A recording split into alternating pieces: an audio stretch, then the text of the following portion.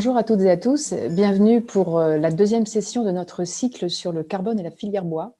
Alors, je suis Fabienne Delabouglise, la déléguée générale de Fibois Hauts-de-France. Nous sommes organisateurs de cette session en association avec France Bois Région, qui regroupe toutes les interprofessions au niveau national. On a organisé ce séminaire, enfin ce webinaire, cette série de webinaires, parce que, comme vous peut-être, on avait besoin de se poser un peu pour essayer de comprendre les enjeux autour du carbone, qui est un vrai sujet d'ores et déjà pour la filière bois. On a fait une première session la semaine dernière qui était sur le b.a.-ba, concrètement comment on calcule la captation, le stockage du carbone dans les sols forestiers, dans les matériaux. Aujourd'hui, on va être dans la suite, en fait, qui va être sur, en gros, comment ces notions-là impactent la gestion forestière concrètement. On va avoir 3 intervenants que vous allez voir à l'écran. Donc, une intervention de l'ONF qui va être sur les techniques d'exploitation forestière. On a une intervention du CRPF Hauts-de-France sur l'impact du carbone sur la gestion privée, dans le forêt privée.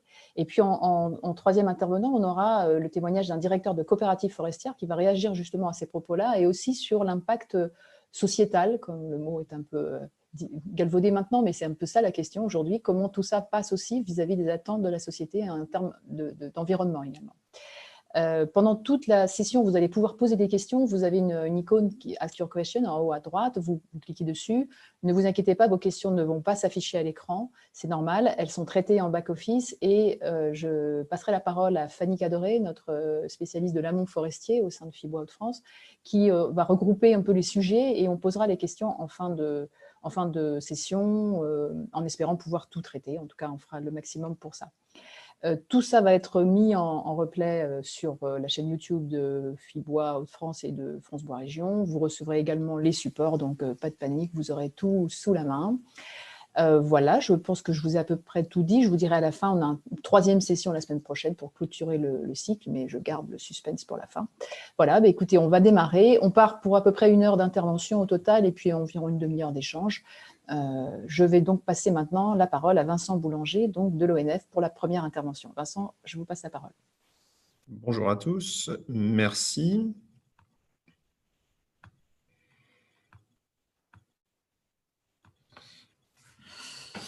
Donc, merci à tous. Je vais vous présenter ici, en une vingtaine de minutes à peu près, la manière dont on envisage la cohérence carbone sur l'intégration des enjeux d'adaptation et d'atténuation par rapport au changement climatique dans la gestion de nos forêts.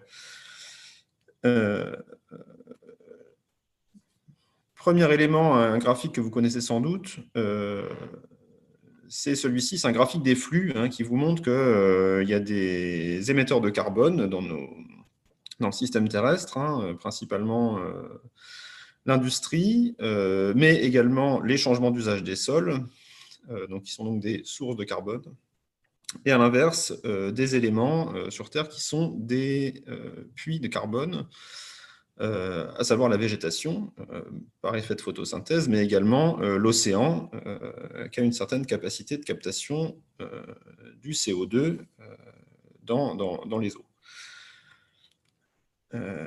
Si on regarde un petit peu plus ce qui se passe dans les écosystèmes terrestres, ce qui va nous intéresser au premier lieu d'abord, c'est ce qu'il y a dans les sols. Fabien en a parlé rapidement, des sols. Vous voyez que les sols artificialisés, je ne reviens pas dessus, mais entre des systèmes agricoles, alors ici, il y a deux exemples qui sont donnés, les vignes et les vergers et cultures. Ces systèmes agricoles ont des stocks de carbone dans le sol qui sont à peu près de moitié en moyenne par rapport à ce qu'on va trouver dans les prairies et les forêts.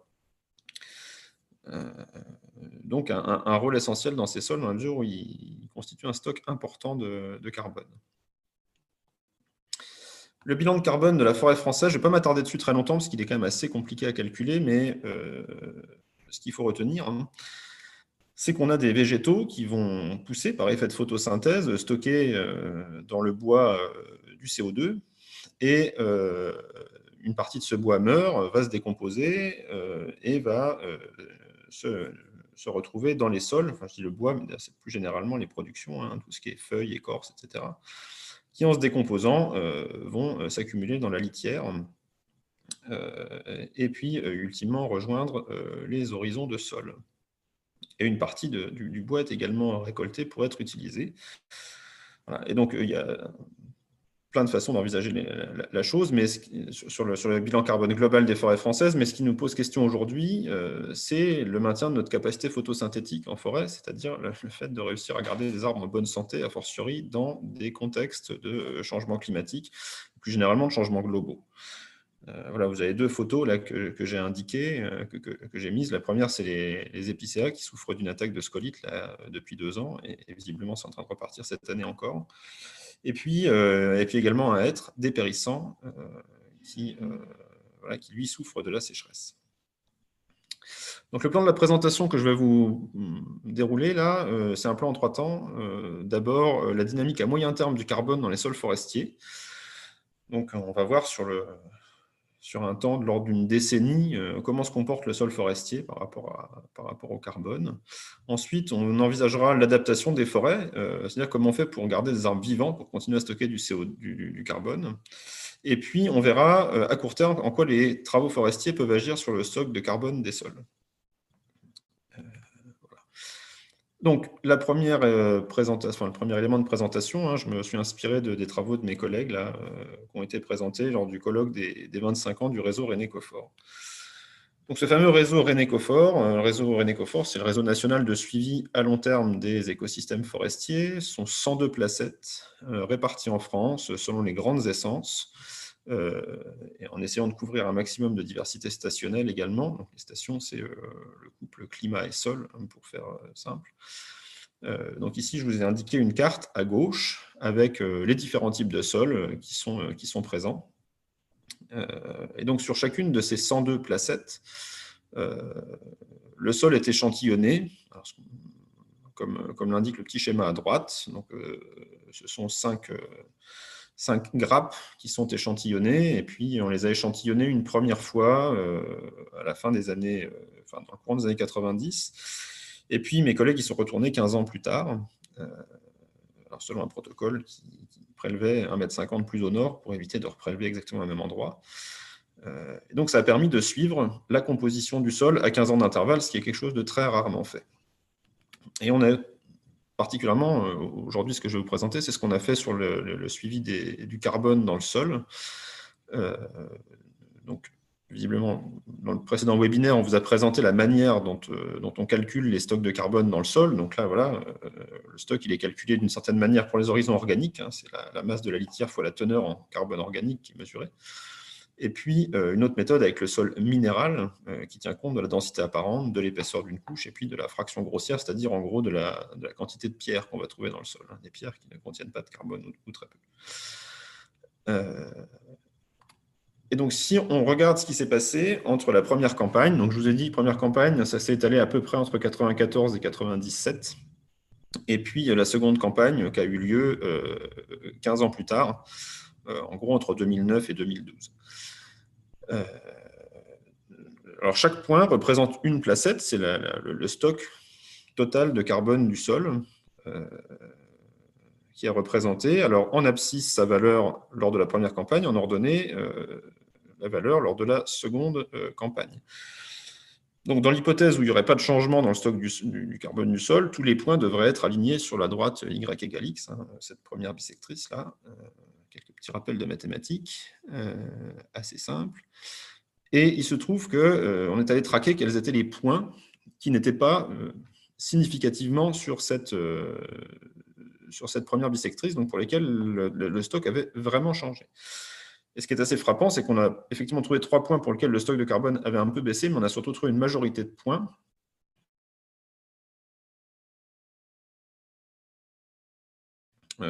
du stock de carbone dans les sols. Donc ça, c'est un résultat très intéressant de constater qu'en fait, en 15 ans, les sols forestiers ont stocké du carbone.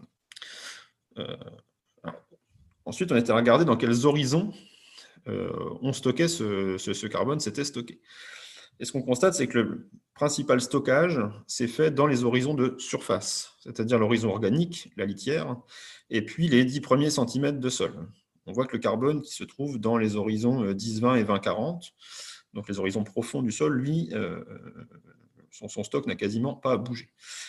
Et donc on a un bilan positif. Et donc si on calcule le taux de séquestration, c'est-à-dire la quantité de carbone qui a été accumulée chaque année Par rapport au stock présent, on tombe sur cette valeur, donc on a 0,35 tonnes de carbone par hectare et par an qui sont stockées en moyenne, comparativement aux 81 tonnes de carbone par hectare, on arrive à un chiffre à peu près 4,3 pour 1000.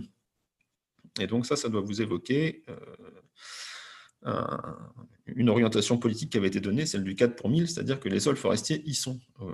Au 4 pour 1000, dans l'état actuel de la gestion des placettes qui ont été échantillonnées, on a bien un stockage qui est de l'ordre de 4 pour 1000 de carbone. Une séquestration de 4 pour 1000. Voilà. Donc ça, c'est dans le cadre de nos placettes Renécofor, qui sont des peuplements mûrs, voilà, bien en place. Donc ça, c'était pour un petit état des lieux sur ce qui se passe actuellement dans les sols, ce qu'on a pu suivre. Maintenant,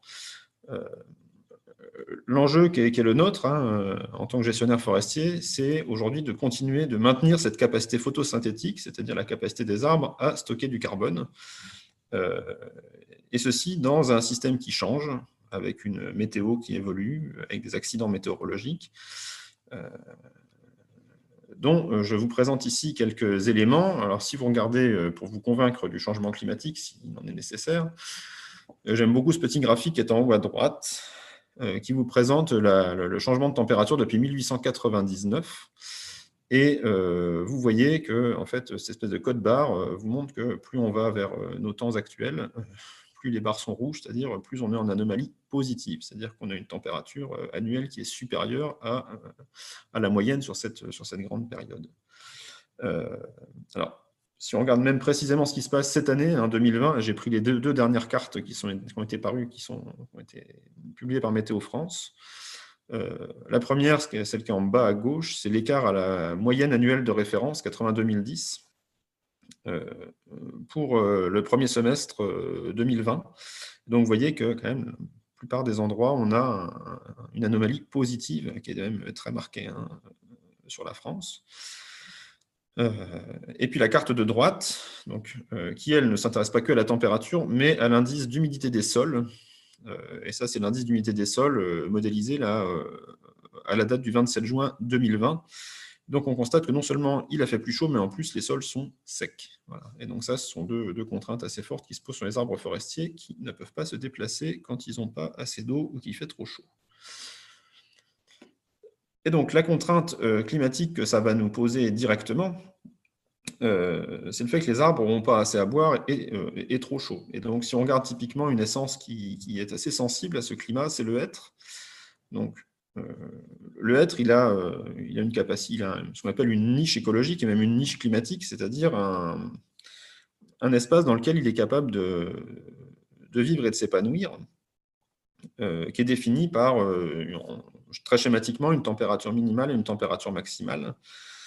C'est un petit peu plus subtil que ça, mais vous pouvez retenir ça. Et donc, cette carte-là que je vous présente représente la zone qui est compatible climatiquement avec le hêtre, d'après le climat de référence de 1970. Si désormais on se projette dans un climat avec 2 à 3 degrés de plus, donc forcément, ces bornes vont bouger. Il y a des endroits où le hêtre va a priori plus être à sa place. Donc, vous voyez que la carte évolue un petit peu. Mais par contre, la carte, elle évolue beaucoup dès l'instant qu'on passe à des plus 4 à plus 6 degrés. Donc, le hêtre ne disparaît pas complètement, mais bon, il a fortement régressé. Donc ici, en rouge, vous voyez les zones de régression auxquelles on peut s'attendre. C'est-à-dire les zones où il va faire plus chaud et plus sec, et où le hêtre va moins être à sa place, qui sont un petit peu marquées sur la carte du haut, mais qui le sont beaucoup plus, évidemment, sur la carte du bas, puisqu'il fait plus chaud. Enfin, le scénario est un scénario avec un réchauffement plus intense. Donc, comment est-ce qu'en tant que forestier, on envisage l'adaptation? Alors, pour envisager l'adaptation des forêts au changement du climat auquel on s'attend, et qu'on peut constater même parfois, on a des premiers types de stratégies que j'ai qualifiées des stratégies d'amélioration. C'est-à-dire qu'on va permettre aux arbres de rester en meilleure santé en produisant du bois et donc poursuivre le stockage de carbone. Donc la première des choses, alors ce n'est pas tellement une stratégie d'adaptation à proprement parler, mais c'est déjà d'appréhender la vulnérabilité des peuplements. Vous voyez ce que je vous ai présenté juste avant sur le cas du hêtre, en fait on le fait pour beaucoup d'essences, avec des systèmes plus complexes, pour essayer de mieux comprendre pourquoi les peuplements risquent d'être vulnérables, à quel endroit on a des points de vigilance à avoir. Ensuite, très concrètement, on peut faire évoluer la composition, c'est-à-dire qu'on peut aussi, on réfléchit à travailler sur des mélanges d'essences, c'est-à-dire ne plus avoir une seule essence à un endroit donné, mais 2 ou 3, pour, en cas d'accident climatique, miser sur le fait que peut-être toutes les essences ne vont pas dépérir en même temps, donc assureront toujours ce couvert forestier. Voire même imaginer que les essences puissent se faire du bien entre elles parfois. On mise également sur la régénération naturelle. Alors, la régénération naturelle, ça permet une chose, ça permet que les jeunes arbres, ceux qui vont pousser à l'avenir, ils vont être issus d'une sélection naturelle dans les conditions dans lesquelles ils poussent, c'est-à-dire dans des conditions forcément un peu plus contraignantes d'un point de vue hydrique et thermique.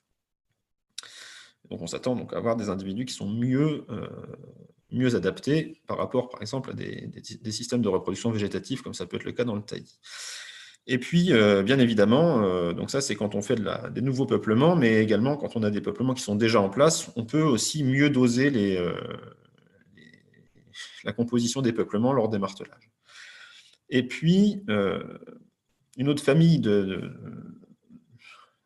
méthodes, c'est de faire évoluer la structure des peuplements. Alors, on peut déjà parler d'une première chose, c'est de dynamiser la sylviculture, c'est-à-dire de cultiver des arbres avec des cycles plus courts, des cycles qui seraient de l'ordre, qu'on réduirait, voilà, typiquement le hêtre, voilà un arbre qu'on avait l'habitude de faire en 120, 140 ans, qu'on peut envisager de faire en 80 à 100 ans, pour faire en sorte qu'il soit moins vieux et moins vulnérable également au changement du climat, aux accidents climatiques en particulier. Il y a une stratégie qui vise à irrégulariser nos peuplements également, c'est-à-dire à avoir cette sylviculture à couvert continu qui a un certain nombre d'avantages également pour tamponner les effets du climat, des accidents climatiques. Puis, comme je l'avais dit juste avant, éviter le taillis, c'est-à-dire ce mode de reproduction végétative qui ne fait pas du tout évoluer le pool génétique de nos arbres. Donc, toutes ces mesures sont des mesures qu'on met en œuvre assez couramment, mais on ne peut pas être sûr à 100% qu'elles vont être efficaces, et notamment par rapport à la vitesse des changements globaux, puisque c'est bien le problème de l'adaptation au changement climatique. Si on le fait, c'est parce qu'on suppose que nos écosystèmes, ils vont souffrir de changements qui vont aller plus vite que leur capacité d'adaptation. Donc, si on veut les aider, on peut avoir des stratégies de transformation, c'est-à-dire non plus seulement d'améliorer le peuplement en place, mais de le transformer carrément. Et ça consiste à, très concrètement, changer la composition des peuplements suite à leur récolte. Donc voilà, on a récolté un peuplement, et se pose la question de savoir par quoi on va le remplacer. Donc on peut déjà, première option, c'est aller chercher des provenances, c'est-à-dire la même espèce, mais on va aller chercher des graines qui sont issues d'arbres qui se trouvent plus au sud, qui poussent dans des conditions qui sont déjà plus chaudes et plus sèches, puisqu'on s'attend à avoir dans l'avenir des conditions plus chaudes et plus sèches. Et donc, on va aller chercher finalement un capital génétique a priori mieux adapté aux conditions futures. Et puis, on peut également aller chercher de nouvelles essences, c'est-à-dire non pas seulement des provenances d'une essence en place, mais carrément des nouvelles essences qu'on va installer dans des peuplements plus au nord, des essences mieux adaptées aux conditions qu'on peut anticiper pour le futur. Voilà.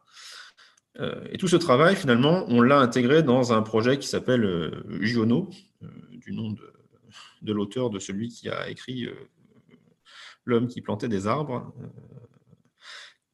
Ce projet Giono, il vise finalement à plusieurs objectifs. C'est préserver les ressources génétiques qui sont menacées, puisque vous voyez bien que ces forêts qui se trouvent au sud, dans des conditions limites, qui produisent des semences, elles sont elles-mêmes menacées, puisque les conditions du climat vont également évoluer à cet endroit-là.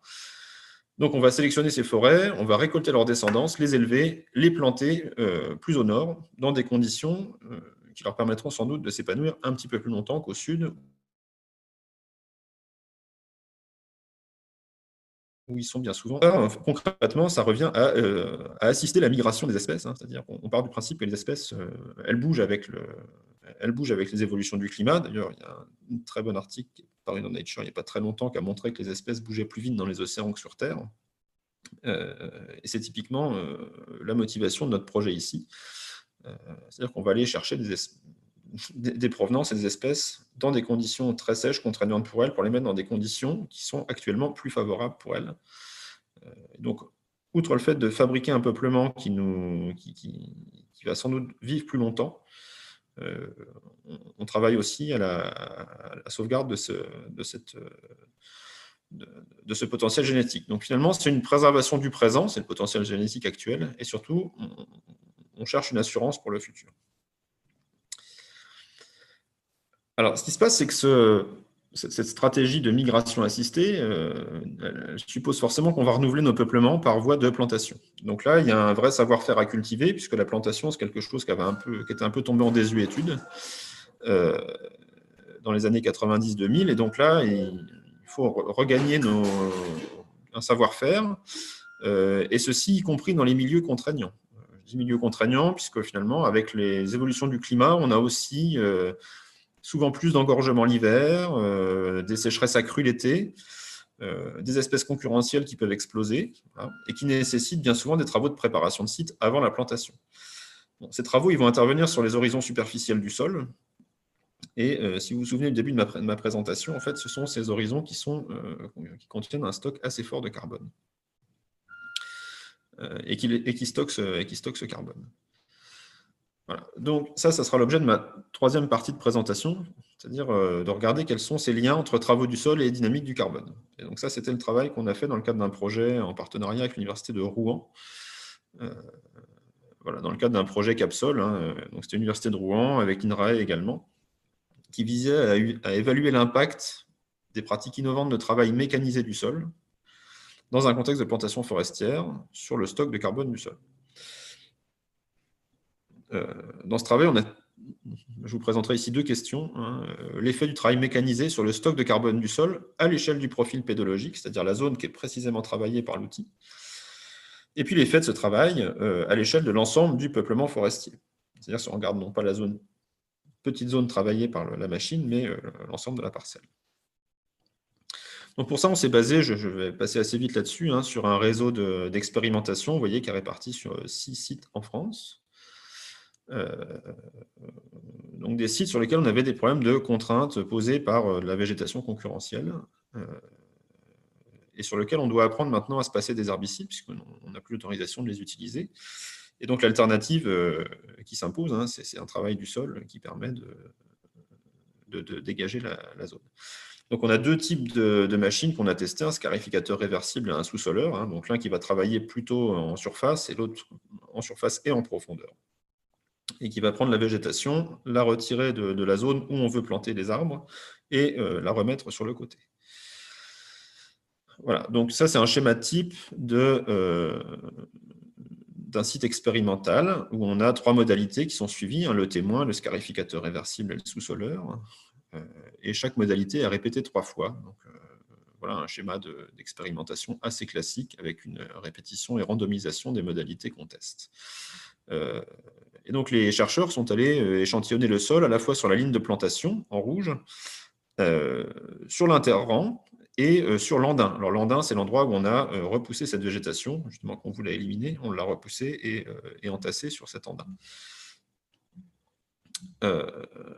Alors voici les résultats en matière de stock de carbone du sol, donc sur l'horizon, sur l'ensemble du profil, hein, sur les 60 cm de profondeur. Donc en moyenne, on a effectivement un stock de carbone qui est un peu plus fort dans le témoin que dans les zones traitées, que ce soit par le scarificateur traité uniquement en surface ou en profondeur. On a toujours, sur cette ligne de plantation, un stock de carbone qui a donc baissé dès l'instant qu'on fait des travaux forestiers sur la ligne de plantation.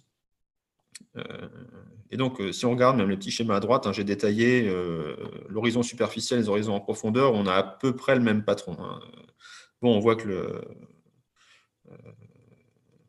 on a toujours à peu près le même patron avec un témoin qui est toujours un peu plus fort. Enfin, en gros, les modalités travaillées qui ont un peu moins de carbone sur la ligne de plantation. Maintenant, si on regarde ce qui se passe sur les autres zones, c'est-à-dire c'est-à-dire l'andin et l'interrang, en fait, le patron est un peu inverse. C'est-à-dire que dans la zone andinée, on a plus de carbone sur l'horizon 0,60 que sur le témoin. ce qui tend finalement à ce qui plaide pour dire qu'en fait, on a déplacé le carbone de la zone plantée pour le rabattre sur la zone des Andins. Alors, en fait, c'est un transfert donc, latéral de carbone qu'on a observé. Donc ça, c'est à l'échelle, voilà, je reviens en arrière, ça c'est bien sûr à l'échelle de la petite zone travaillée. Si maintenant, on analyse ça à l'échelle de l'ensemble du peuplement, parce que le travail est local, hein, on ne travaille pas partout sur la parcelle, en fait, on a des effets qui sont assez peu significatifs. On a bien un abaissement du stock de carbone à l'échelle du peuplement, mais qui est assez peu significatif. Alors, je dis bien assez peu significatif parce qu'en réalité, il varie en fonction du type de sol auquel on a affaire. C'est-à-dire que les sols les plus fragiles, les plus acides en particulier, on va avoir un effet qui est un petit peu plus significatif.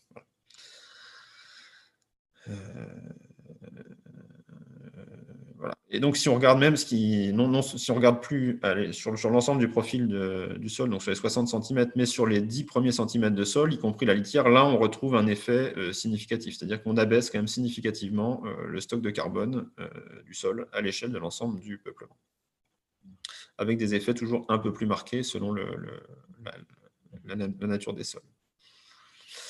Voilà, j'en viens à mes conclusions. Donc, et les perspectives, alors, quelques messages que je souhaitais faire passer à travers cette présentation, c'est déjà que le sol forestier, c'est non seulement un réservoir de carbone, comme on l'a vu, mais c'est également un puits de carbone, mais un puits qui reste finalement assez fragile face aux perturbations. C'est-à-dire qu'on a un enjeu à limiter les interventions qui sont potentiellement dommageables. Et donc, limiter ces interventions, c'est respecter autant que possible la structure et le fonctionnement des sols, en sachant qu'il y a des sols qui sont plus ou moins sensibles à ces variables, à ces travaux,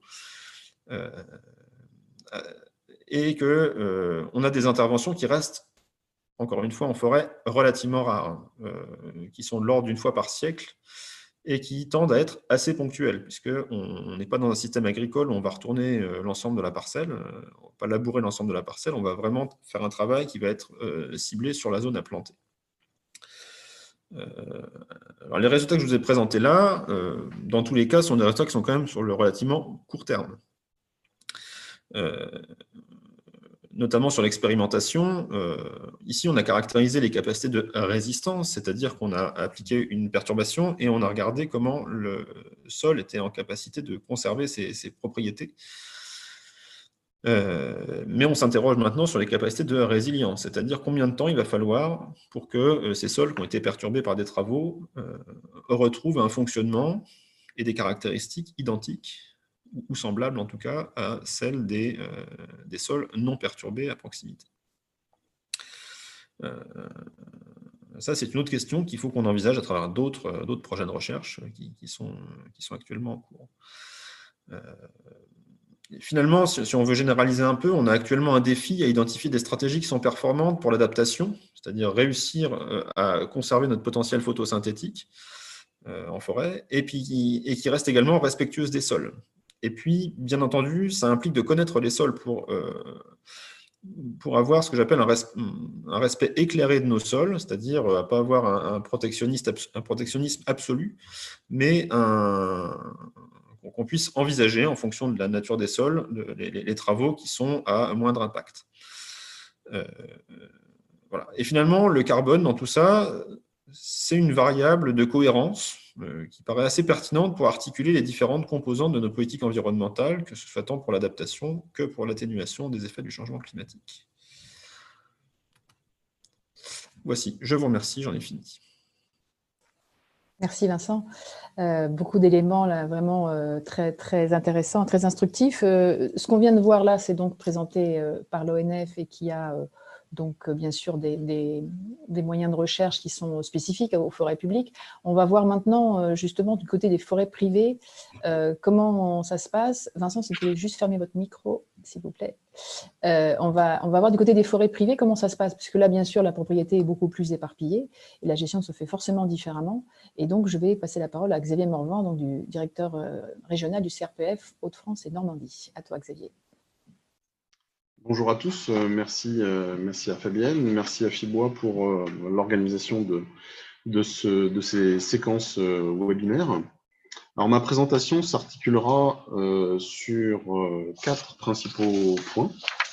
Tout d'abord, je vais aborder si le diaporama va bien se lancer, le triptyque vertueux de la filière, parce que la propriété, qu'elle soit publique, appartenant à l'État ou aux collectivités, ou bien qu'elle appartienne à des propriétaires, à des personnes morales de droit privé, elle s'intègre dans une filière forêt-bois qui est une filière a priori vertueuse. J'aborderai ensuite une enquête sociologique spécifique à la forêt privée et qui montre à quel point le marché du carbone peut constituer une valorisation des services écosystémiques. J'aborderai ensuite la compensation volontaire et l'intérêt que peut représenter pour la forêt privée, pour la forêt tout court française, le label bas carbone. Et je terminerai sur un retour d'expérience du CNPF sur des projets que j'appellerai Carbone Plus.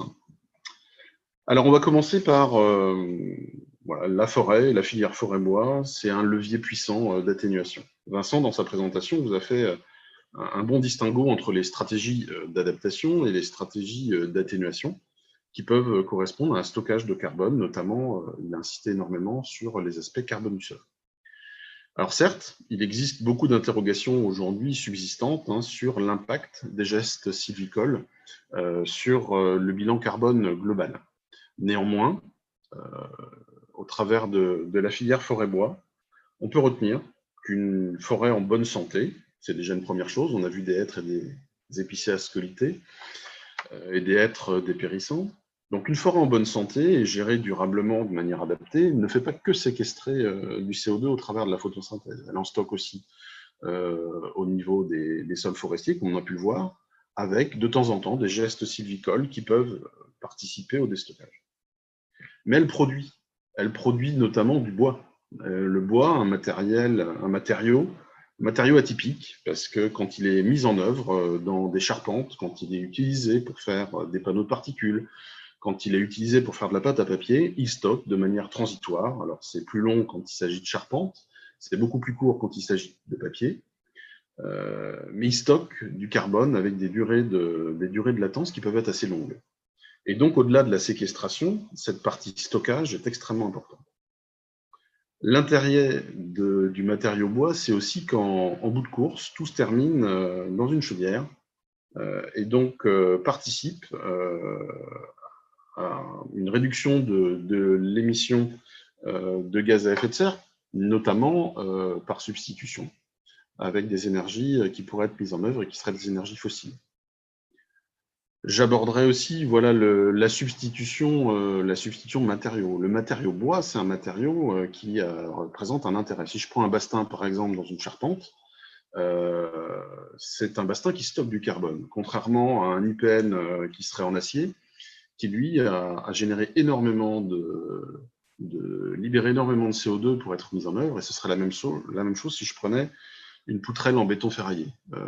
Pour ceux qui connaissent les équations de fabrication du clinker qui participent à la fabrication du ciment, dans une poutre ferraillée, on a les deux, on a et le CO2 pour l'acier et le CO2 pour fabriquer le ciment. Donc on a comme caractéristique d'avoir un contexte globalement favorable quand il mixte la forêt et sa filière. Avec donc un contexte qui est celui d'une forêt pour lequel on ne prélève pas la totalité de l'accroissement. Donc on va dire qu'on a une forêt qui naturellement stocke aujourd'hui. On a une forêt qui, comme l'a pu montrer Vincent Boulanger sur les 10 dernières années, stocke du carbone en forêt. On a une forêt qui a doublé depuis les années 1830 en surface. Donc on a plusieurs éléments positifs qui viennent un peu temporiser les éléments et les incertitudes qu'a évoqué Vincent sur le relargage de carbone et la dette carbone que peuvent créer la plantation. La forêt française, elle est placée aussi dans un contexte globalement positif, qui est celui d'un objectif européen de neutralité carbone à horizon 2050, et dans le cadre d'une stratégie nationale bas carbone. Et au sein de cette stratégie, La forêt, le bois sont les principaux contributeurs de l'atténuation avec 21% des émissions nationales. Donc on peut retenir de manière schématique, parce qu'il y a toujours des interrogations, des incertitudes, des techniques que nous sommes, voire les scientifiques pour certains, se focalisent sur ces incertitudes.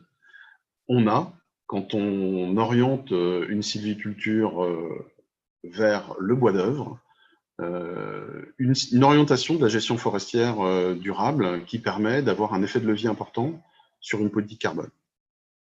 Alors on va rajouter à ça que la forêt est aujourd'hui éligible à la compensation volontaire carbone et permet donc à des entreprises de valoriser et de compenser de manière volontaire la partie qui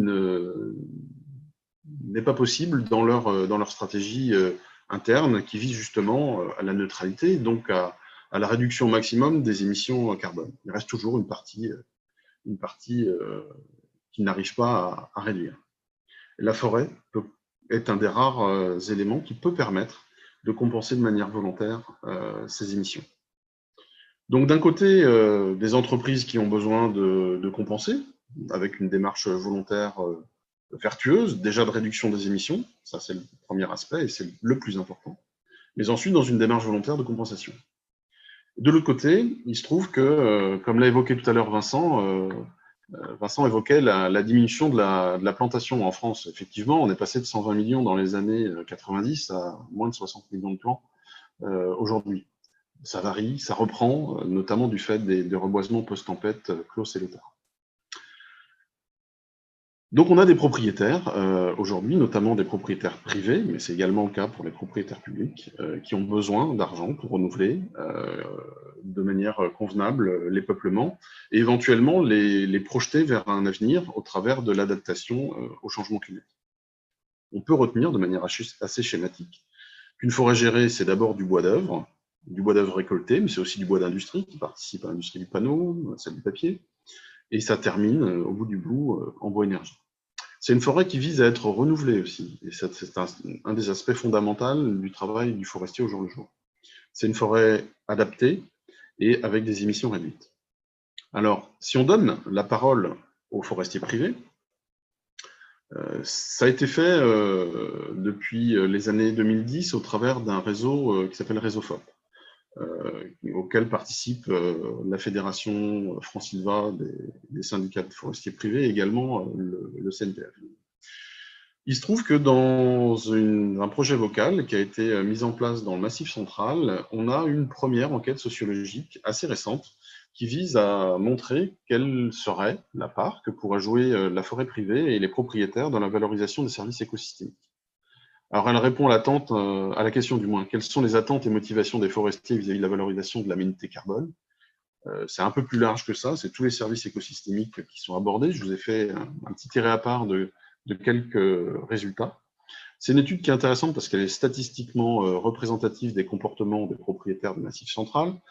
Je pense qu'elle correspond également elle pourrait être étendue à l'échelle nationale. Elle est assez représentative finalement de ce qui se passe en forêt privée. Elle est passée par une enquête téléphonique auprès de 1202 propriétaires interviewés avec une stratification par classe de surface et par département.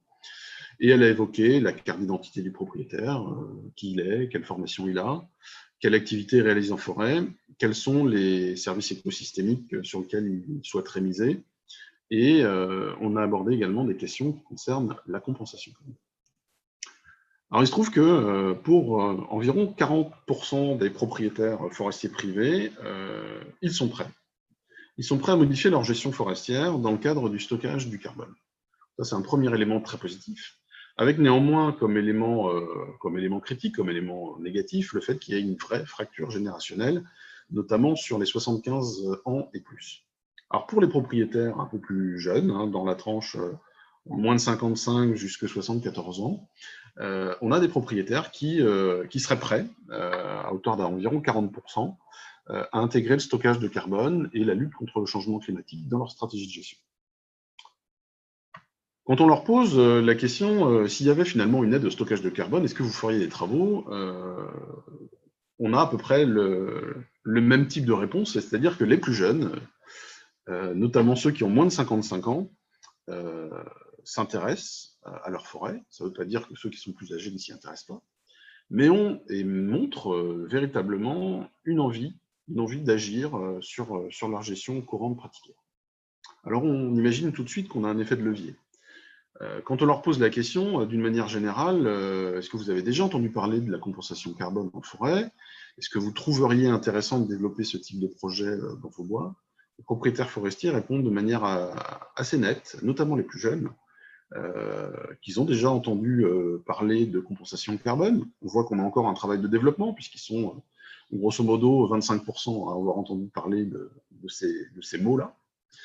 À l'inverse, sur les aspects de financement de la compensation, ils en ont entendu parler, et notamment les plus jeunes, notamment les moins de 55 ans et les 55-64 ans. On observe toujours cette fameuse fracture générationnelle. Alors, en conclusion sur cette petite enquête sociologique, le carbone peut être un levier pour les forestiers, notamment les forestiers privés. Les propriétaires sont près de la moitié prêts à considérer et à modifier leur gestion moyennant une aide.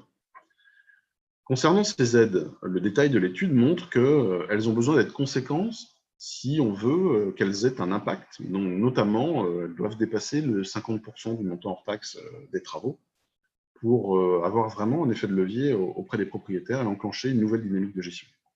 On a noté la présence d'une fracture générationnelle sur beaucoup de thèmes abordés. Et on a, concernant des jeunes propriétaires de moins de 65 ans, dit jeunes en forêt privée quand on a moins de 65 ans, on a un changement climatique et une dynamique carbone qui constitue une problématique qui représente un certain attrait.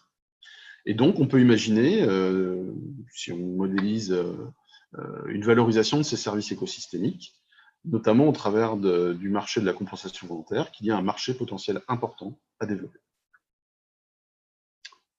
Alors, qu'est-ce que c'est finalement que cette démarche de compensation volontaire carbone?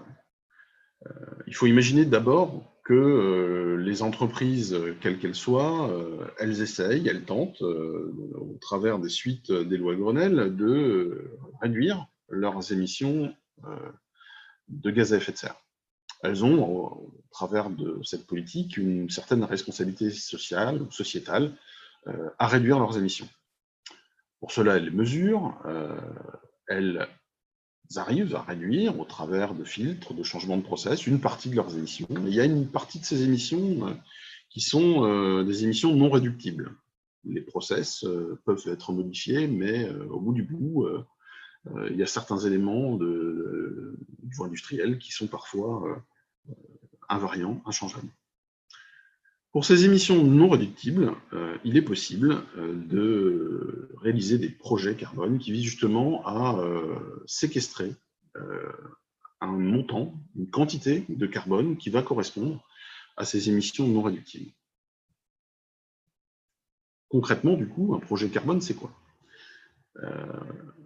Un projet carbone va valoriser économiquement les réductions d'émissions d'une entreprise qui veut être vertueuse au-delà de sa réduction d'émissions de gaz à effet de serre.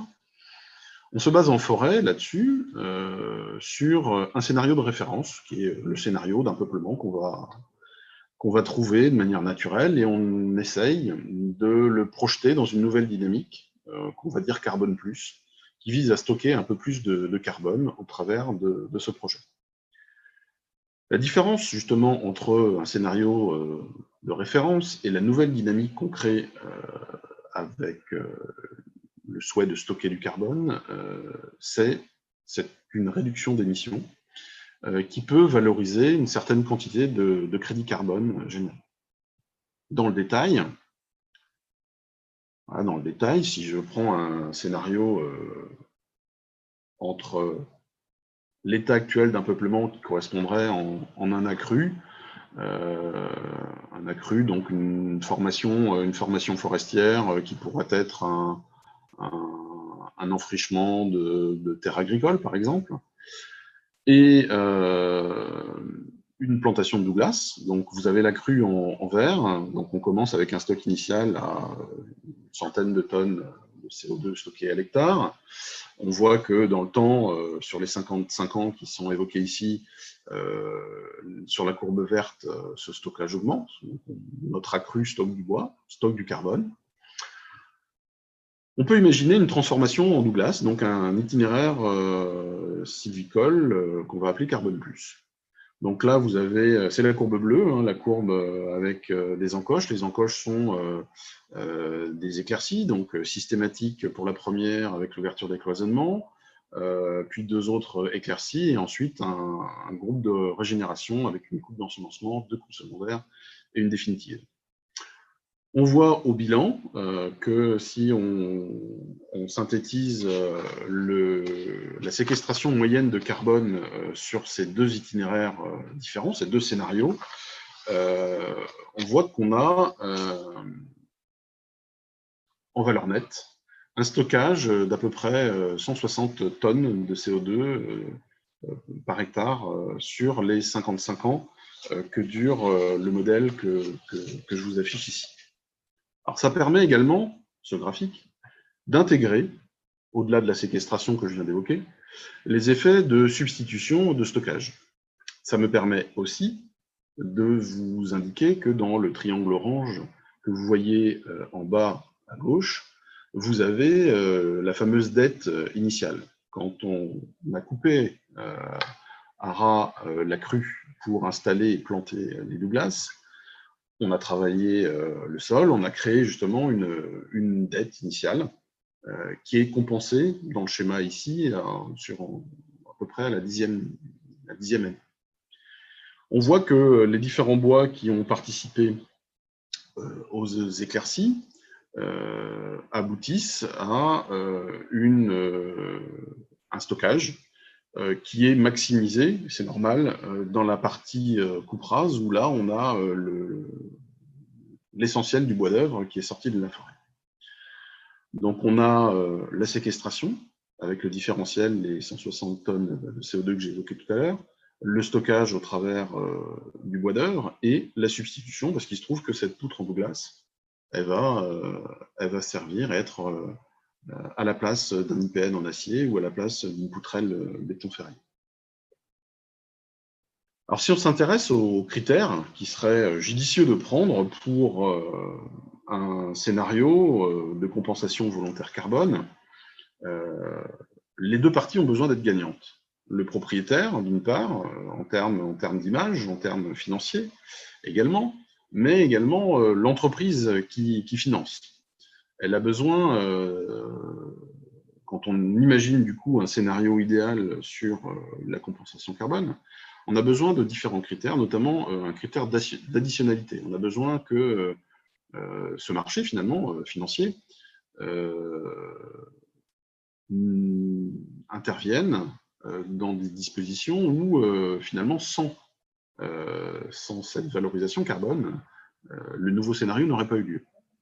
On a besoin d'un suivi des émissions et de la séquestration, donc un travail sur les flux, comme a pu l'exposer Vincent, une vérification par un tiers extérieur pour pouvoir prétendre au crédit carbone, une certaine traçabilité de ces crédits dans le temps, une permanence des réductions d'émissions dans la gestion et une certaine intégrité environnementale, notamment au travers de l'établissement de co-bénéfices.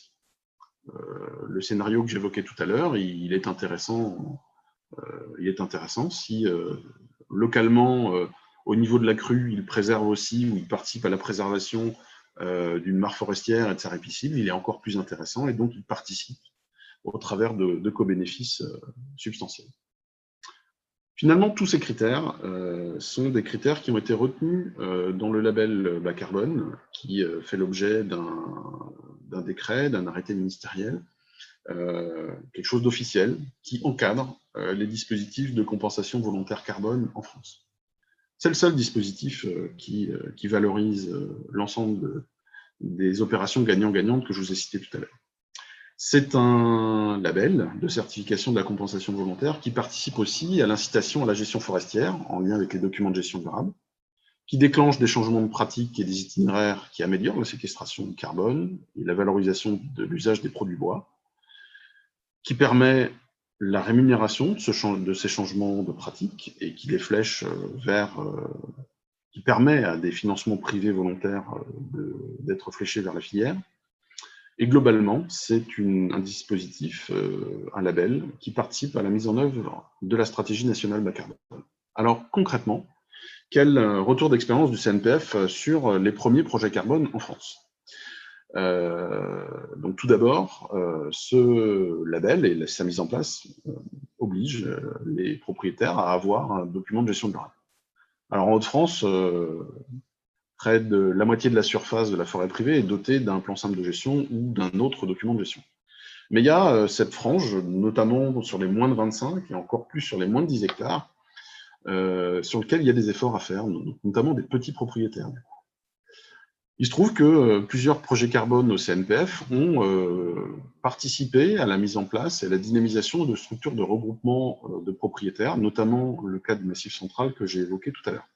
Donc le carbone, c'est aussi un moyen de structurer la forêt privée au-delà de ce que peuvent faire les gestionnaires, que ce soit des experts forestiers, des gestionnaires forestiers professionnels, ou bien des organismes de gestion en commun.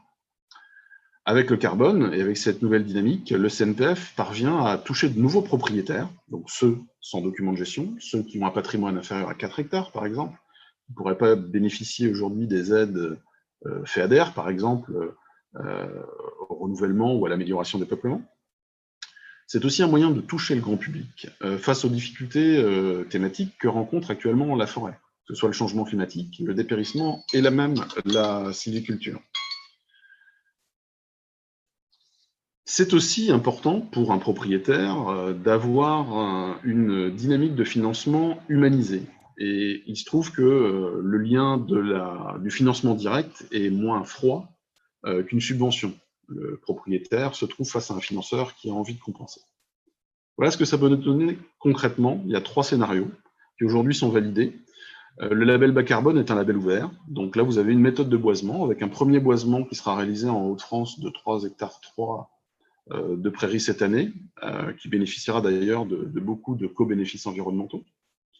Vous avez un exemple de méthode de reconstitution qui vise justement à participer à l'aide sur des peuplements qui seraient touchés par les crises qu'a évoquées tout à l'heure Vincent. Une méthode de balivage pour les plus petits propriétaires, ça peut être l'occasion de remettre en production de bois d'œuvre des peuplements qui initialement avaient des vocations d'énergie exclusive. Donc en guise de synthèse courte, je vous dirais que la forêt, elle participe déjà à 12% de la séquestration des émissions de gaz à effet de serre, et quand on intègre avec la filière forêt-bois, on arrive à 21%. On a une nécessité d'adapter nos forêts et donc de les renouveler. La dynamique carbone peut être un coup de pouce pour les propriétaires forestiers, notamment les propriétaires forestiers privés, sylviculteurs. Ceux qui sont dynamiques, ils peuvent avoir plus de 75 ans, mais on l'a vu, les plus jeunes sont ceux qui ont le plus de souhaits. Et donc il y a de la place pour déclencher des projets carbone forestiers. J'en terminerai en disant que la politique carbone, le label bas carbone ne suffira pas. Vos actes citoyens de tous les jours participent à la réduction de nos émissions collectives. Pour ceux qui veulent plus d'informations, vous allez voir sur le site internet du CNPF et vous retrouverez un certain nombre d'ouvrages sur lesquels j'ai picoré un certain nombre de mes slides. Merci Xavier, merci d'avoir picoré et de nous avoir donné toutes ces infos et aussi de nous rappeler nos responsabilités collectives là-dessus. Alors, parmi les exemples que tu as donnés de schémas sylvicoles, il y avait notamment des choses sur le Douglas. Ça va faire une petite transition avec la dernière partie, puisque, alors certes, en France, on n'a pas beaucoup de Douglas, mais c'est une essence emblématique quand même des questions environnementales. Donc, je vais passer la parole à Pierre Ducret, directeur de la coopérative forestière NSF2A, qui va justement intervenir sur cette partie-là. Pierre, je te laisse la parole.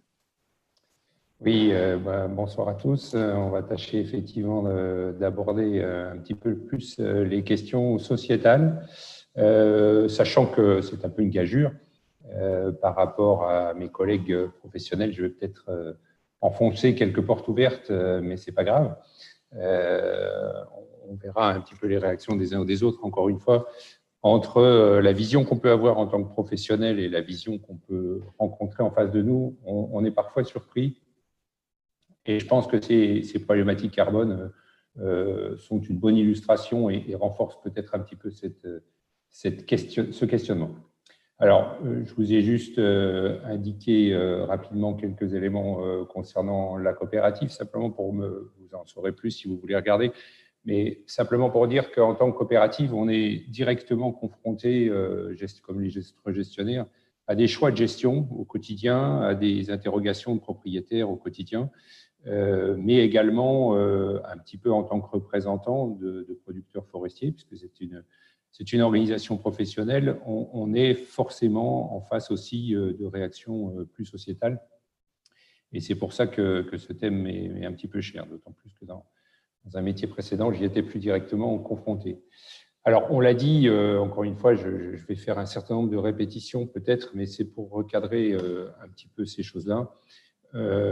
On a un ensemble de décisions de notre société qui sont des décisions qu'on pourrait qualifier de vertueuses, et je pense que c'est le cas, en tout cas qui sont nécessaires dans l'urgence du changement climatique.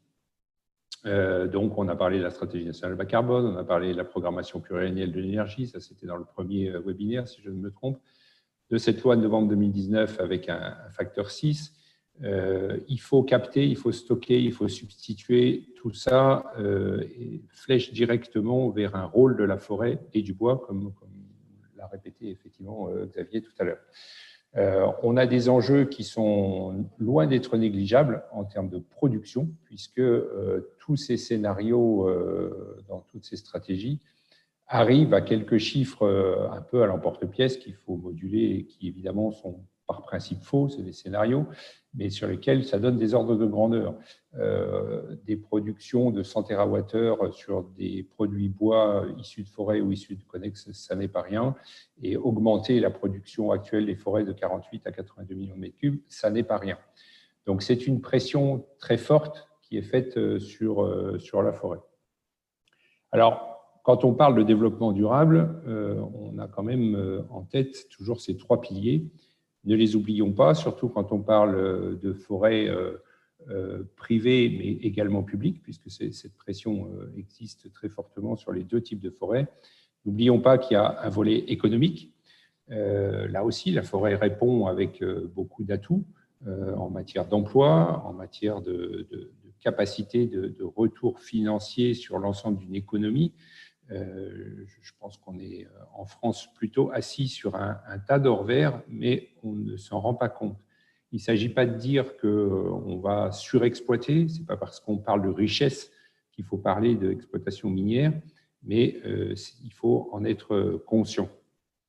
Donc ça, c'est un point important et je pense que l'économie carbone est un nouveau point de ce pilier-là qui peut renforcer assez sérieusement le développement de la forêt si on l'applique dans le bon sens, comme ce qu'évoquait Xavier également tout à l'heure.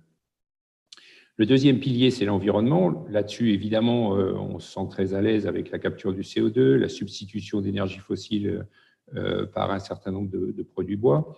Mais n'oublions pas que dans le même temps, nous sommes tenus de préserver la biodiversité, préserver un milieu naturel, préserver des endroits spécifiques. Et on verra, toutes ces pratiques ne sont pas forcément compatibles, mais c'est notre jeu de forestier justement d'arriver à rendre ça compatible. Quant au troisième volet qui est social, là, il y a beaucoup de questions. C'est pour ça que j'ai laissé des points d'interrogation dans mon titre tout à l'heure, parce que finalement, on a un petit peu du mal en tant que forestier. Moi, j'avoue que quand j'ai commencé mes études à l'école forestière de Nancy, j'étais fier d'être forestier, j'étais content. Aujourd'hui, quand on lit un certain nombre de choses, quand on voit un certain nombre d'articles, on commence à se dire, faut-il avoir honte de notre métier ? Non, ce n'est pas mon cas encore, ça viendra peut-être à force, mais je pense qu'on a vraiment beaucoup de choses à faire et à redonner à la société en tant que propriétaire d'abord, forestier, producteur, et ensuite gestionnaire qui les accompagne. Donc, c'est quand même pas si simple de s'y retrouver par rapport à ces exigences. On dit qu'il faut stocker, tout le monde est d'accord pour dire le bois c'est formidable, c'est chaud, on peut utiliser plus de bois, ce n'est pas à l'interprofession FIBois qu'on dira le contraire. Sauf que il ne faut pas couper des arbres, il faut limiter les surfaces qui ne sont pas protégées, il faudrait même spécialiser des forêts sur la conservation pure et dure. Il ne faut surtout pas planter parce que lorsqu'on plante, on tue la biodiversité, on fait des coupes rases. Et donc tout ça est problématique.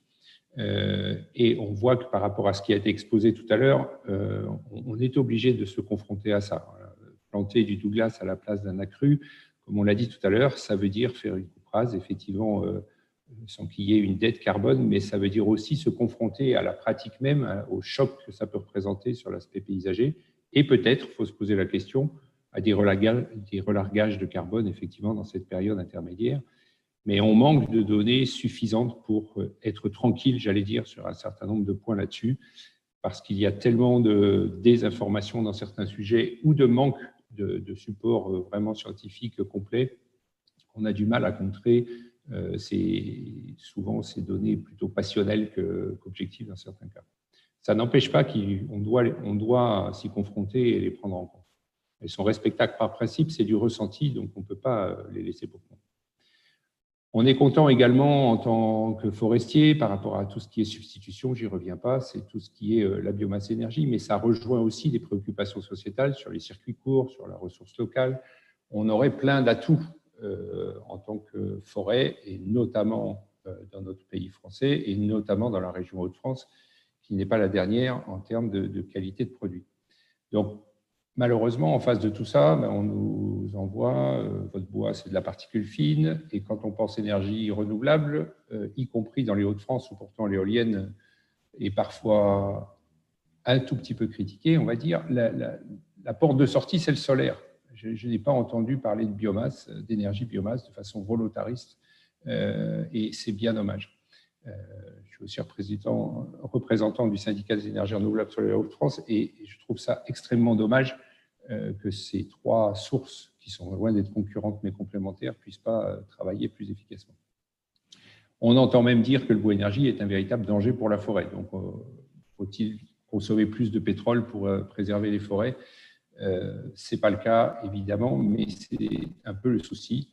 L'image souvent que les gens ont de notre gestion forestière, en tout cas c'est celle qui ressort de plus en plus aujourd'hui, c'est celle-là, je l'ai prise sur un site qui s'est particulièrement illustré ces dernières semaines. Voilà, on coupe, on massacre le sol et on relargue le carbone. Là c'est encore pire, c'est on brûle tout, mais bon. C'est une caricature, on est tous d'accord, mais c'est ça qui fait le buzz aujourd'hui. Je pense honnêtement que la gestion forestière n'en est pas là, ni en Hauts-de-France, ni dans le reste de la France, ni dans pas mal de pays. Par ailleurs, on est confronté, ça a été dit, j'y reviens pas, à une accumulation de nouveaux risques dont il faut tenir compte et qui changent notre gestion forestière, ça c'est certain, mais qui réduit le champ des possibles. Ça veut dire que n'imaginons pas qu'on va pouvoir faire tout et n'importe quoi parce qu'on a ces risques-là, qui sont des risques naturels, qui sont des risques maintenant existants, fréquents. On sent qu'ils seront de plus en plus fréquents et on doit en tenir compte. Donc là aussi, ça réduit un certain nombre de possibilités, encore une fois.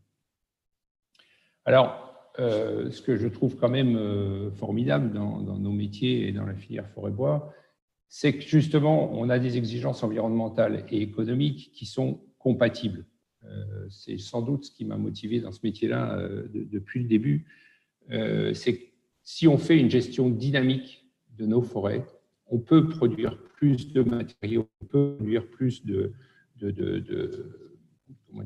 services environnementaux également, parce que ça peut être parfaitement compatible avec la biodiversité. Bien sûr, on peut faire tout et n'importe quoi. On peut passer des gros bulles laser comme on le faisait parfois dans les années 70. Je voudrais juste dire quand même que le métier a un petit peu évolué et que ce type d'image de buzz est un peu une caricature qu'il faudrait maintenant changer.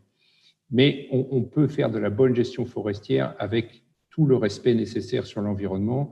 Notre coopérative est certifiée ISO et gestion durable des forêts. Ce n'est pas pour rien, c'est une vraie préoccupation et on peut démontrer quotidiennement que c'est possible N'imaginons pas que la meilleure des forêts répondant à toutes les attentes de la société, c'est la forêt purement primaire, comme on dit aujourd'hui, qui n'existe pas forcément en France, mais sur lesquelles on fantasme beaucoup. L'intervention humaine est souvent nécessaire et la société, pour le coup, apprécie particulièrement soit les futaies cathédrales de Hêtres, soit mon beau sapin roi des forêts, sans penser que nécessairement c'est un vilain résineux par rapport à un beau feuillu.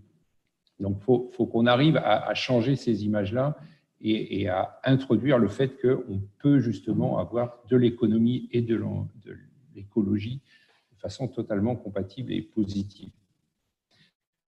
Notre richesse nationale, oui, c'est une réalité, ce tas d'or vert, je pense qu'on le néglige. On le néglige trop dans les politiques nationales, on le néglige trop dans le sentiment de notre société. Si vous êtes dans une région très forestière, eh ben oui, tout le monde connaît quelqu'un qui travaille dans une scierie, dans la forêt, que ce soit en termes de gestion, en termes de transformation du bois. On fait des boîtes, on fait des jouets en bois, tout ça, et du coup, dans la culture de chacun, c'est peut-être moins le cas dans nos régions, mais c'est très souvent négligé et de plus en plus, parce qu'on s'éloigne un petit peu de la forêt, on vient s'y promener, mais on rencontre moins les gens qui y vivent, et c'est sans doute un problème. C'est quand même des emplois en zone rurale, donc c'est des choses qu'il faut absolument tenir compte. Et encore une fois, pourquoi je dis ça? J'enfonce des portes ouvertes en disant ça, mais c'est vrai que le carbone peut redynamiser tout ça. Donc c'est le lien avec notre sujet d'aujourd'hui. Et puis, au-delà de ça, le bois, en effet, c'est des performances techniques. Donc, on n'est pas juste à dire c'est bien, ça stocke le carbone, mais on stocke le carbone avec des performances techniques, économiques qui sont positives. Donc, profitons-en. Je pense qu'on a une chance là aussi. Bon, et puis, on a parlé déjà un petit peu dans différentes interventions de la santé et du bien-être. On ne parle pas que de la sylvopéthérapie, mais tout ce qui est protection de l'air, de l'eau, des ressources génétiques. Tout ça, c'est important. Le carbone s'y ajoute et donc on peut le mettre en avant. Alors, qu'est-ce qu'on peut faire pour essayer de rendre un peu plus compatibles les choses? Là encore, j'en suis désolé, hein, je ne suis pas un homme de scoop, mais j'essaye de remettre un peu les choses en place. La première question, c'est capter. Alors, capter, qu'est-ce que ça veut dire dans le contexte climatologique dans lequel on est aujourd'hui? Vincent Boulanger l'a très bien dit, il faut absolument qu'on s'adapte et qu'on s'adapte plus vite que la nature. Donc, on va bien être obligé à un moment donné de renouveler nos essences. Il faut le comprendre, l'accepter. Si on laisse faire, on va avoir un impact des crises sanitaires de plus en plus important, de plus en plus difficile. Et donc, non seulement le carbone sera de moins en moins bien séquestré, ce qui aggravera la situation, ce qui aggravera le problème sur les forêts. Donc, on a un beau petit cercle vicieux qui s'installe. Il faut qu'on en sorte, rapidement. Dans le premier webinaire, il avait bien été indiqué que le risque sur 2050 était acquis. C'est-à-dire qu'on n'est plus en train de travailler sur des scénarios sur 2050 et les plantations qu'on met en place aujourd'hui seront absolument impactées par ceci. Donc, il faut qu'on le mette en œuvre dès maintenant. On a peut-être un peu plus en région Hauts-de-France également que dans d'autres secteurs, mais c'est le cas en moyenne en France, souvent des forêts qui sont trop âgées, qui de toute façon demandent également du renouvellement. Pourquoi elles demandent du renouvellement? Là aussi parce que on est en bout de course d'un peuplement, hein. Personne ne s'offusque qu'on récolte du blé. Il faut à un moment donné récolter les forêts trop âgées parce qu'elles perdent de la valeur, aussi bien sur le plan économique pour le propriétaire, et pour l'instant, c'est la seule chose qui lui permet de planter. Il faut quand même que la société s'en souvienne un petit peu. Aucun autre revenu n'est donné au propriétaire forestier que son bois. Donc, c'est quand même logique qu'il ait le droit de le récolter. Et par ailleurs, cette forêt trop âgée, bien souvent, n'apporte plus les services environnementaux que peuvent apporter des forêts plus jeunes. On a des problèmes de forêt sinistrées, donc là, on n'a pas le choix, il faut y aller. C'est le cas actuellement de la région Grand Est qui, malheureusement, doit passer à une très, très grande sacrifice d'exploitation et planter et encore planter. Peut-être qu'ils seront du coup mieux adaptés dans l'avenir, on verra. Ça sera peut-être une chance pour eux. J'ai mis aussi d'éviter les sacrifices d'exploitation parce qu'on entend souvent parler de forêts régulières comme étant une des solutions. Le couvert continu est séducteur, certes. Il est adapté à certains types de peuplement, donc c'est parfait. N'hésitons pas dans ce cas-là. Il n'est pas adapté à tous les types de peuplement. Et lorsqu'on génère par choix plus politique qu'objectif scientifique des choix sur ce type de sylviculture alors que le peuplement n'est pas adapté, on peut engager des sacrifices d'exploitation qui coûtent et qui coûtent en carbone également. On est contraint de limiter des risques. Donc là aussi, il va falloir l'expliquer. Et dans la limitation des risques, il y a ce problème des courtes rotations parce qu'on se dit, plus il y a de tempêtes, plus il faut qu'on arrive à trouver des récoltes intermédiaires.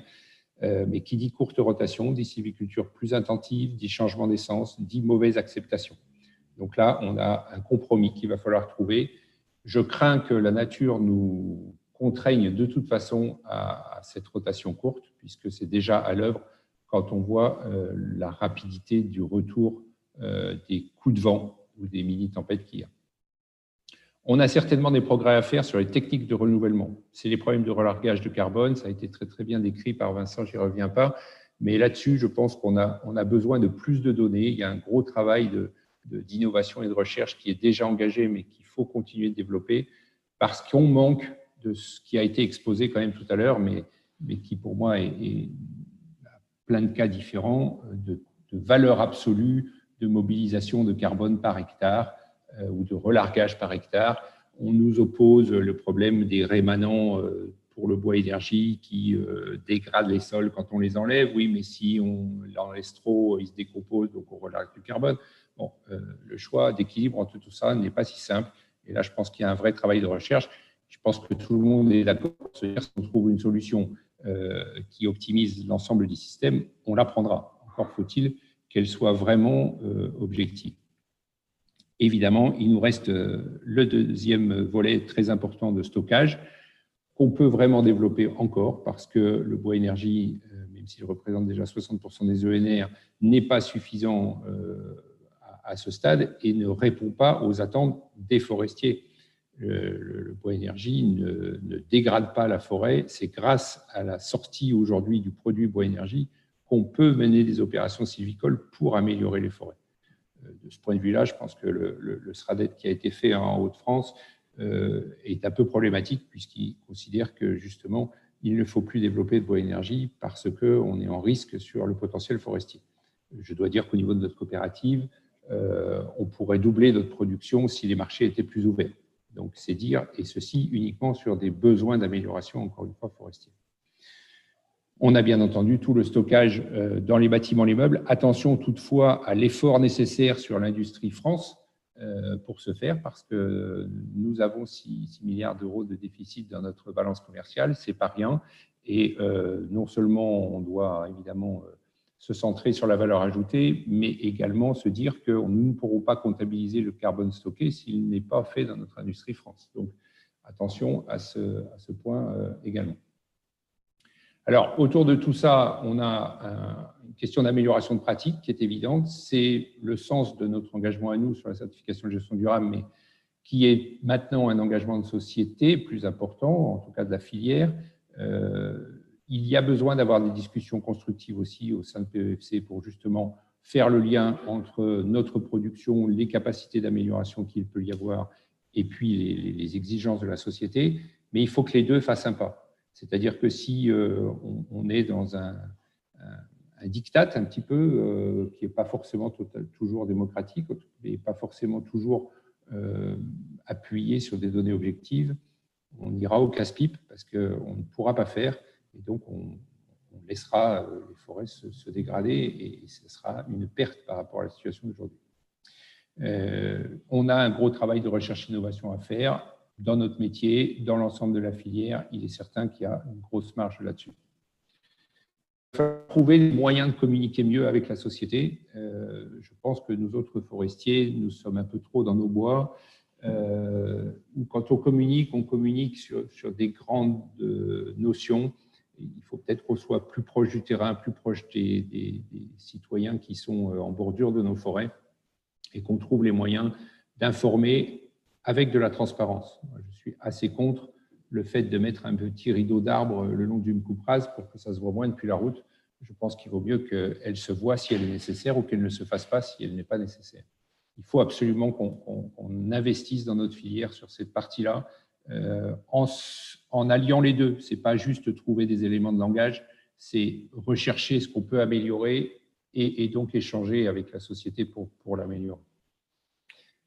Il y a un volet financement, et c'est là qu'on retrouve notre ami carbone de façon importante aussi, parce que ces certifications ou ces modifications de pratique, elles ont souvent un coût. Pas toujours. On se dit toujours c'est coûteux, ça dépend. On peut parfois améliorer à moindre coût, mais souvent, effectivement, il y a ce coût qu'il faut faire. Il faudrait arriver à redonner une valeur au renouvellement forestier et donc l'appuyer parce qu'aujourd'hui, je pense que peu de personnes sont prêtes à investir 1 euro dans une plantation. Ça revient maintenant, justement grâce au carbone, où certains souhaitent compenser leur impact carbone par 1 euro sur un arbre.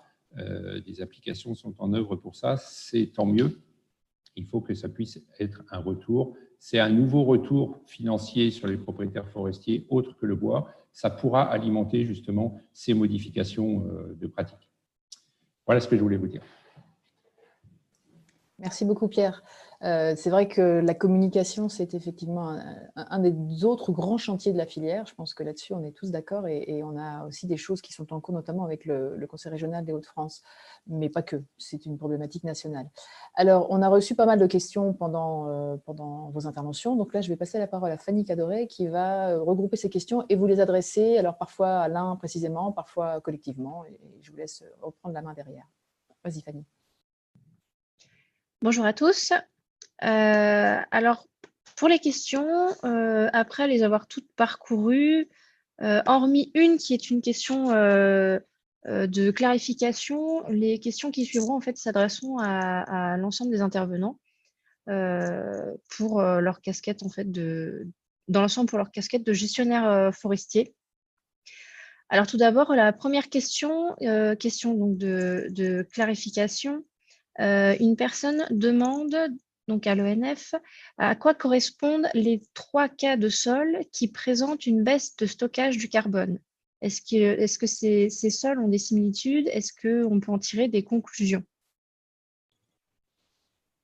Merci pour la question. Alors, j'ai regardé dans ma documentation en même temps et il se trouve qu'on n'a pas identifié de raison ou de caractéristiques communes à ces trois stations, enfin à ces trois placettes.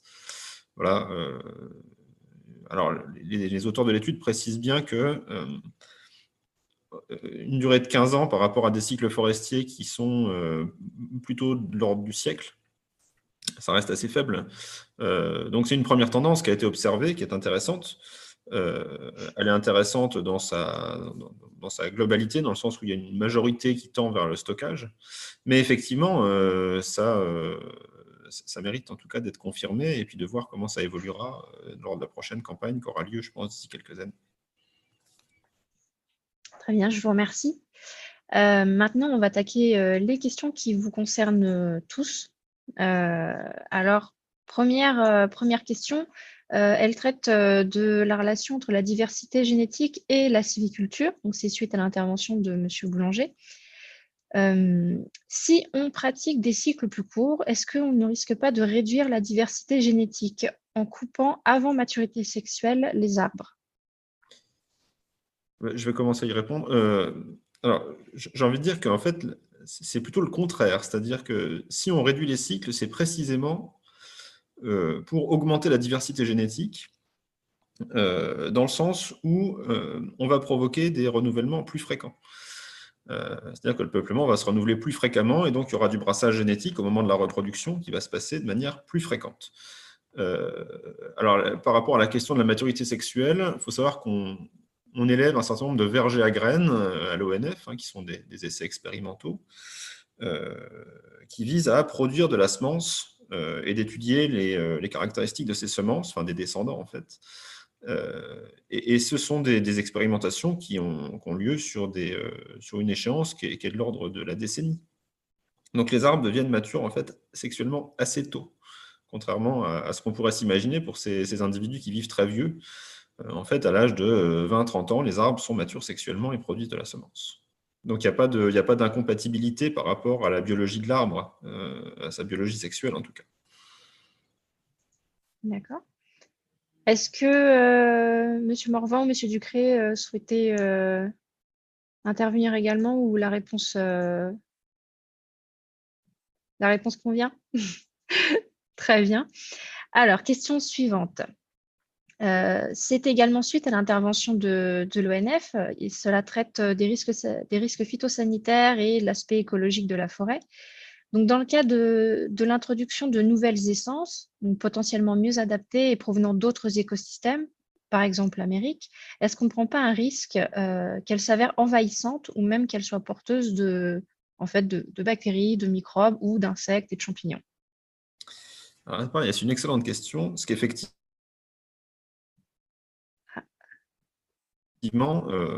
volontairement. Alors, je réponds en deux temps. La première chose, c'est que des importations, on n'a pas attendu les forestiers en 2020 et avec des enjeux d'adaptation au changement climatique pour importer des essences. Il faut savoir quand même que si on se nourrit aujourd'hui, si on n'a plus de famine, c'est quand même grâce à la pomme de terre qui est importée depuis un certain nombre de siècles maintenant. Voilà. Et en fait, même les tomates sont des choses qui sont importées. Voilà. Donc, ce n'est pas une spécificité forestière que d'importer des nouvelles essences ou nouvelles espèces. Et a fortiori des essences, le monde de l'ornement, enfin de la jardinerie d'ornement, a largement fait le travail d'importation avant nous. Donc, on a déjà un certain recul sur les espèces qui présentent des risques ou pas. On en connaît leurs caractéristiques, ce qu'on appelle des traits de vie en écologie, c'est leurs caractéristiques. Et connaissant ça, on voit à peu près là où on prend des risques et là où on en prendrait moins. Bon, il se trouve qu'aujourd'hui, honnêtement, des espèces exotiques envahissantes, on a effectivement eu un petit sujet sur le chêne rouge et sur le robinier pseudo-acacia, mais malgré les quelques petits signaux qu'il y a eu, il n'y a pas eu d'envahissement massif des forêts françaises à cause de ça, quoi. Mais néanmoins, quand on plante des nouvelles essences, on a toujours un système de surveillance qui se met en marche autour, dans le voisinage, pour s'assurer qu'on n'a pas de phénomène d'expansion de cette espèce de manière incontrôlée, quoi. Est-ce que la forêt privée souhaite intervenir ou illustrer? Non? Alors, je poursuis. Question suivante. Cette question traite du stockage de carbone et de la relation avec la sylviculture. Donc, suite à l'intervention de M. Morvan du CRPF. La remarque est la suivante. Il me semble que ce sont les vieilles forêts qui stockent le plus de carbone. Comment pourrait-on inciter les gestionnaires ainsi que les propriétaires à laisser une partie de leur forêt en libre évolution pour favoriser ce stockage? Vaste question. D'abord, il faut savoir ce dont on parle. Qu'est-ce que c'est qu'une vieille forêt? Est-ce que c'est une forêt dont les arbres sont plus âgés que la moyenne, ou est-ce que c'est une forêt qui peut être jeune, mais sur un terrain forestier depuis longtemps? La question mérite d'être posée parce que la réponse n'est pas tout à fait la même. Je dirais que c'est vrai que les forêts installées depuis longtemps ont un stock forestier, notamment un stock carbone organique du sol, qui est beaucoup plus important que les accrus forestiers, on va dire, du 19e, qui peuvent être aujourd'hui de belles hêtraies, de belles chênaies en termes de faciès, mais qui sont installés sur des terrains qui étaient agricoles au 19e et qui sont devenus forestiers. Quel que soit finalement le cas de figure, il est clair qu'une forêt plus mature a tendance à stocker un peu plus de carbone. Après, l'objectif de stockage de carbone n'est pas l'objectif impérieux du sylviculteur aujourd'hui. Il participe aussi à l'alimentation d'une filière, notamment la première transformation qui qui a besoin de certains diamètres, par exemple. Et on a besoin d'une forêt, finalement, multitâche. Donc, on a besoin d'une forêt qui stocke du carbone, c'est une chose, mais on a aussi besoin d'une forêt qui alimente une filière de production. Donc voilà une réponse de Normand que je suis en partie également. Je laisse M. Ducré intervenir également. Oui, juste un petit complément, tout à fait d'accord avec Xavier, évidemment, mais il faut bien se rendre compte qu'aujourd'hui, on a besoin essentiellement, ce que j'appelle de gratter l'atmosphère, de capter le carbone de l'atmosphère.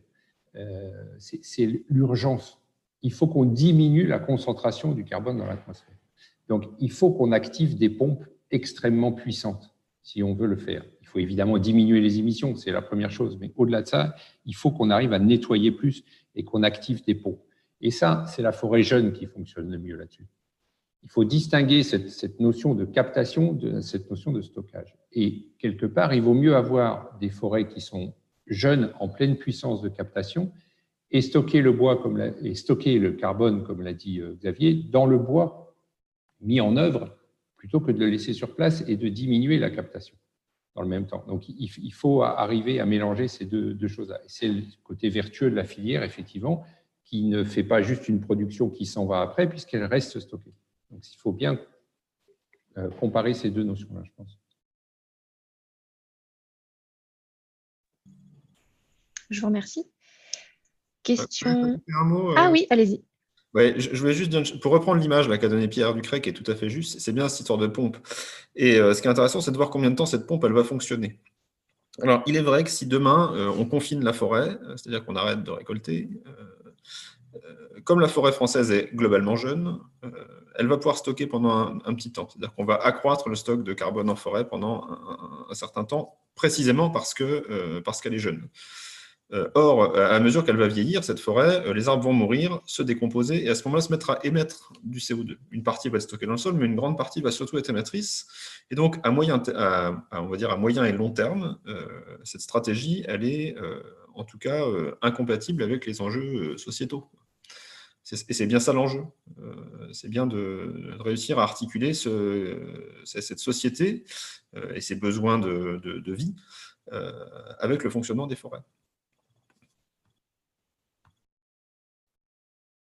Merci. Question suivante. Question qui se veut technique et qui est dans la continuité des réflexions. Quels itinéraires et options sylvicoles a-t-on pour optimiser ce stockage et à la fois bois sur pied, mais également dans le sol? Et est-ce qu'il y a un âge d'exploitation optimal pour avoir un stockage optimal également de carbone? Et là, la question s'adresse certainement à l'ONF, Oui, qui a je traité vais du commencer à sujet. faire un élément de réponse. Alors, si seulement on faisait ça, je pense qu'on serait les rois du pétrole, si je puis m'exprimer ainsi. En fait, l'âge optimal, puisque si on peut aller par là, l'âge d'exploitation optimal, c'est celui, c'est d'exploiter au moment où, alors, déjà avant que l'arbre ne dépérisse, puisque ça maintient la pompe de carbone, mais surtout un âge où l'arbre va également rencontrer son usage. Et ça, c'est aussi très important de l'articuler, non seulement avec ses contraintes biologiques, mais aussi qu'on puisse en faire bon usage, et puis surtout qu'il nous rende aussi son service génétique, hein, donc qu'on puisse bénéficier de son patrimoine génétique. Bien évidemment, d'une naissance à l'autre, ça va être extrêmement variable. Et puis, surtout, je pense que malheureusement, il faut quand même constater qu'actuellement, on a quand même beaucoup de forestiers qui sont contraints de récolter les arbres à un moment où ils n'auraient pas souhaité le faire, précisément parce qu'on souffre de crises, soit sanitaires climatiques, soit sanitaires en raison des questions de ravageurs qu'on peut avoir. Voilà. Donc, c'est une question qui finalement est assez complexe à répondre, et en fait, on n'a pas les éléments aujourd'hui pour affirmer, mais pour donner un âge optimal. Mais retenir ces quelques grands éléments, c'est-à-dire qu'effectivement, l'idée, c'est de maintenir l'arbre en bonne santé. Tant qu'il est en bonne santé, il va stocker du carbone. Se pose après la question de l'usage qu'on va pouvoir faire de cet arbre pour avoir un usage qui va être durable, qui va stocker dans les matériaux de construction et qui va stocker durablement du carbone.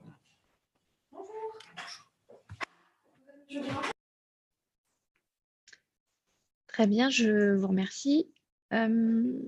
Ensuite, c'est plus une remarque qu'une question. Elle fait suite à l'intervention de M. Morvan. Elle traite de la recherche excessive de la compensation carbone au sein des itinéraires sylvicoles. Voici donc la remarque. Les projets de compensation carbone prennent-ils en compte les services environnementaux écosystémiques? Quid si le stock de carbone se fait au détriment d'un de ces services? Est-ce que vous souhaitez réagir à cette remarque? Bien sûr. À mon avis, pas possible. En tout cas, dans le cadre du label bas carbone, d'abord, les choix d'itinéraires sylvicoles sont des choix qui visent justement à obtenir un nouveau scénario qui est différent du scénario de référence, avec une additionnalité de l'aide. Donc déjà, on vise à faire des choses qu'on ne ferait pas normalement. Donc ça peut correspondre à les cas là, de balisage de taillis, de plantation de premier boisement. Pour l'instant, il n'y a que 3 méthodes. Le label est ouvert, mais voilà, il vise cette additionnalité. Ensuite, à chaque fois qu'il y a un projet, il y a une notation au travers de l'indice de biodiversité potentielle. Donc, il y a une bonne idée de ce qui existe avant intervention et de ce qu'il y aura après. Donc, très clairement, les milieux humides, l'ancienneté de l'état boisé, la présence de pierriers à proximité, tous ces éléments, la diversité également du boisement, est pris en considération dans des projets labellisés. Est-ce que quelqu'un d'autre souhaite compléter la réponse? Très bien, je poursuis. Donc là encore, c'est juste une remarque. Je pense que certains intervenants comprendront qui en est à l'origine. L'ensemble de la filière doit être solidaire et même entraîner les acteurs du monde rural, agriculture, chasse, pêche, etc. Sinon, c'est le risque d'être confronté à une dictature verte. Donc, je poursuis tout de même. Prochaine question, elle est en rapport encore une fois avec la compensation carbone et la rémunération de ces efforts. Pourquoi ne pas également rémunérer ceux dont la gestion est déjà vertueuse pour les récompenser? Ne prendre en compte que les projets additionnels ne va-t-il pas créer de sentiment d'injustice pour ceux pratiquant déjà cette gestion? Donc cette question fait suite à l'intervention du CRPF. Vaste sujet. Quand on valorise le changement de pratique, effectivement, on valorise ceux qui s'améliorent et on valorise moins ceux qui étaient déjà bons dans leur gestion courante. Pas de réponse est constitutif aujourd'hui du dispositif, sachant que, encore une fois, globalement, en France, la gestion forestière durable est bien implantée, que ce soit en forêt publique ou en forêt privée. Ça fait des centaines d'années que ça dure et aujourd'hui, les milieux forestiers sont parmi les plus riches en termes de biodiversité. Même si tout un chacun, dans la gestion pratiquée, il y a des améliorations à faire. Les forestiers des années 2020 sont pas ceux des années 50 qui utilisaient les lames Rohm post-départ des Canadiens et des Américains. Voilà, on a appris à protéger nos tourbières alors qu'on les a plantées en épicéa de Sitka dans les années 50. Il y a des erreurs qu'on a faites qu'on ne referait plus. Donc voilà, moi je suis intimement persuadé que le forestier d'aujourd'hui il est d'abord beaucoup plus humble que celui qui avait par le passé, et il diagnostique beaucoup plus les peuplements que par le passé, et il a beaucoup moins de certitude que ses prédécesseurs. J'ai envie de dire, son avenir est plutôt fait de questions que de réponses. Oui, Monsieur Ducret? Oui, je pense qu'effectivement, le dispositif actuel pose ce problème-là. Je pense qu'il ne faut pas le négliger parce qu'on ne rentre pas en effet aujourd'hui dans une comptabilité carbone de séquestration ou d'identification, mais bien d'une différence, une gestion de différence. Et c'est vrai que ça peut poser problème à certains propriétaires. Je pense qu'il faudrait qu'on continue de travailler sur ce sujet-là pour rémunérer l'ensemble des services carbone et écosystémiques en même temps, mais mais pas juste une différence nouvelle, parce que ce qu'a dit Xavier est juste, on va peut-être écœurer ceux qui font déjà bien depuis 10 ans et qui ont participé à l'amélioration forestière depuis un moment. Il y a sûrement une astuce à trouver quelque part pour arriver à rendre compatibles les deux systèmes. Je vous remercie. Je poursuis. Ensuite, c'est… Fanny, ça sera peut-être la dernière, je pense. La dernière. Alors, et je moi, j'en regarde. aurai une petite entre deux, en fait. D'accord.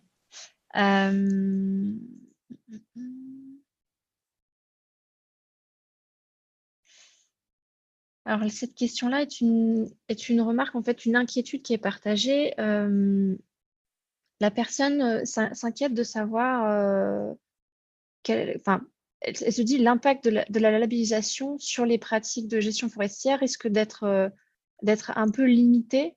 C'est-à-dire que est-ce qu'on peut aller jusqu'à la maîtrise des pratiques des sous-traitants? Quelle visibilité on a, jusqu'où on peut aller pour mettre en place et gérer cette labellisation correctement.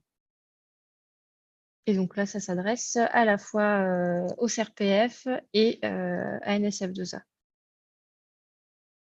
Alors, je n'ai pas de réponse spécifique concernant le label bas carbone. Il faudra peut-être attendre la semaine prochaine. Mes collègues répondraient peut-être plus directement. En tout cas, pour tout ce qui est service écosystémique, qualité des interventions de tout intervenant en forêt, que ce soit à l'ONF, en forêt privée, on a des dispositifs de certification forestière durable, notamment PEFC, avec une chaîne de certification qui intègre justement ces ETF. Donc, c'est sans doute une partie de la réponse à la question posée. Oui, c'est juste ce que je voulais dire, c'est qu'il ne faut pas confondre label bas carbone qui labellise une méthode permettant de séquestrer le carbone avec ce qui est certification de gestion forestière. Voilà. Alors, probablement, on peut imaginer tout à fait que les principes de certification de gestion forestière durable existants aujourd'hui seront modifiés, peut-être, en intégrant plus des principes de captation de carbone. On peut l'imaginer dans ce sens-là. Et dans ce cas-là, en fonction des pratiques, on parlait tout à l'heure des préparations de sol, des choses comme ça, peut-être qu'on aura des exigences nouvelles dans ces systèmes de certification, mais c'est deux choses bien séparées quand même. Merci. Je profite juste de poser la dernière question qui va être une question en lien avec la session 1, puisqu'en fait, c'est une idée qu'avait émise Denis Lousteau de l'INRAE qui est intervenu pendant la première session et qui disait pourquoi est-ce qu'on n'irait pas vers deux types de forêts, des forêts qui seraient dédiées au stockage carbone parce que de toute façon, elles ne sont pas exploitables, elles sont en pente, elles sont sur des terrains fragiles, etc. Et puis, on aurait des forêts qui seraient, elles, plus dédiées à la production, alors avec tous les guillemets qu'on peut mettre autour en termes d'acceptation de société, etc. Donc, cette idée de catégoriser un peu les forêts en fonction de ces deux fonctions-là. Comment vous voyez les choses? Alors, la question est générale. Je ne sais pas qui veut répondre. Il y en a qui se marrent, mais qui ne répondent pas. Non, mais si, je peux risquer une réponse. Cette perception-là, la question, elle existe, elle est réelle, et je pense qu'elle est en discussion, mais elle pose beaucoup de questions, justement parce que elle vient heurter de manière complètement orthogonale le principe de multifonctionnalité des forêts en France.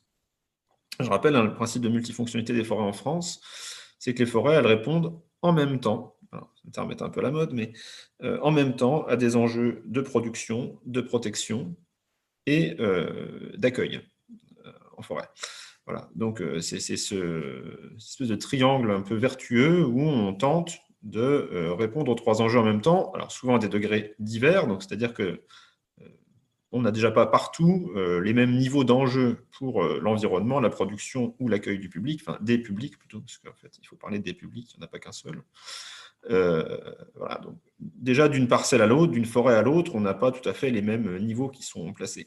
Alors, est-ce que la solution, c'est de diviser la forêt en deux entre des zones de protection, des zones de production et des zones d'accueil? Moi, je ne suis pas sûr que ce soit dans la cassure nette et franche qu'on trouve un avenir un peu durable, quoi. peut-être qu'on a besoin d'un peu mieux éclairer les enjeux qui sont ceux des peuplements et des forêts, pour mieux positionner ce curseur entre ces trois pôles. Peut-être qu'il y en a un quatrième à inventer, je ne sais pas. Mais voilà, c'est déjà le cadre. Moi, il me semble personnellement que le cadre institutionnel et de pensée, il existe. On peut déjà faire des choses très performantes avec ce qui existe aujourd'hui, sans aller sur ces extrêmes extrêmement clivants entre des zones de production et des zones de protection. Zones de protection qui d'ailleurs existent en elles-mêmes. Hein. Petit aparté quand même, aujourd'hui, le seul espace purement dédié en forêt, ce sont les zones qui sont classées en réserve biologique, dans lesquelles on a extrait, en fait, toutes les autres fonctions que les fonctions environnementales. Il n'y a plus de production, il n'y a plus d'accueil du public, mais il n'y a que la fonction environnementale. Partout ailleurs, il n'y a pas d'endroit où on ne fait que de la production ou que de l'accueil. Voilà. Vous voulez réagir ? Oui, juste très rapidement, parce que je sais que le temps se lit vite, mais moi, je ne crois pas du tout à ça, pour deux raisons principales. Même si techniquement, on peut se dire, oui, c'est sûr que ça peut être intéressant. Mais si on y réfléchit un petit peu, l'intérêt qu'on peut avoir en France, c'est d'avoir de multiples systèmes forestiers et que notre travail, c'est de s'adapter à tout ce qu'on peut faire sur chaque massif forestier. Chacun est différent. Et n'oublions pas que dans 75% des cas, on a des propriétaires forestiers qui ont aussi leurs choix, leurs objectifs de transmettre à des enfants, à des petits-enfants, de faire autrement. Donc, qui va décréter que cette forêt-là est en zone de production et celle-ci est en zone de protection? Côté forêt publique, ça posera déjà pas mal de problèmes, je pense. Côté forêt privée, je vois le système un peu inextricable. Et puis, dernier point qui est peut-être pour certains très terre-à-terre et voire même inconcevable, qui va financer la possession de la forêt privée lorsqu'elle sera sous protection? Qui va rémunérer le propriétaire à hauteur de ce qu'il pourrait produire? Il y a un moment où il faut que la société soit responsable. Et je pense qu'encore une fois, on a la chance dans nos forêts de pouvoir lier les deux dans 80, enfin, j'en sais rien % de cas, mais dans beaucoup de cas. En tout cas, soyons réalistes, responsables et améliorons la forêt chaque fois qu'on le peut dans toutes ses capacités d'action. Merci. Je rejoins complètement ce qu'a dit Pierre. Hein. Le propriétaire, quel qu'il soit, que ce soit l'État, les collectivités, les propriétaires, les groupements forestiers, les choix sont faits de manière responsable. Notamment quand il y a des documents de gestion qui est finalement constitués ensemble, que ce soit des aménagements forestiers, les plans simples de gestion, les règlements types, même les codes de bonne pratique sylvicole, ils intègrent justement de manière systématique des diagnostics des peuplements en termes de vulnérabilité, en termes de biodiversité, en termes de production également, et ce sont les documents intégrateurs aujourd'hui de la gestion forestière durable. Et j'ai envie de dire, la plus belle diversité qu'on peut offrir à la forêt, c'est une diversité de propriétaires, parce qu'il y en aura qui feront des bêtises, mais il y a aussi et surtout l'essentiel de ceux qui feront des choses de manière diverse et qui permettront d'orienter les choix de demain. Et dans cela, il y a en partie ceux qui aujourd'hui ne font rien. C'est peut-être une voie, mais c'est certainement pas la plus intégratrice de toutes. Merci beaucoup. Merci à tous d'abord pour ces réponses et puis pour vos interventions. J'espère que vous avez tous autant apprécié. Enfin, en tout cas, nous, on a beaucoup apprécié, on a appris plein de choses et c'était vraiment passionnant. On a un peu débordé, mais vous avez vu qu'on avait des intervenants qui avaient beaucoup de choses intéressantes à nous dire. Donc, un grand merci à nos trois intervenants. Merci aussi à Fanny, à Maëva et à Alexandra qui sont aux manettes derrière, ou devant pour Fanny qui est devant la caméra. Alors, tout ça, donc je vous l'avais dit, vous allez recevoir par mail les supports et puis le lien pour voir le replay. Comme ça sera diffusé. Et on vous donne rendez-vous pour la dernière session qui aura lieu donc le mercredi 15 juillet, toujours à 11 h. Et là, justement, ça sera sur les aspects financiers. Alors, voilà, on en parle depuis le début. Et là, on va pouvoir rentrer dedans la partie les outils financiers de la compensation carbone, les marchés carbone, tous ces aspects-là. Même chose, on entend beaucoup de choses. Là, Xavier nous a déjà présenté le label bas carbone, mais il y a aussi d'autres types de financements qui peuvent exister. On va faire un peu le tour de tout ça, avec France Sylva Service en particulier, et puis également le CRPF qui sera présent. Voilà, écoutez, merci à tous et puis à bientôt donc. Au revoir.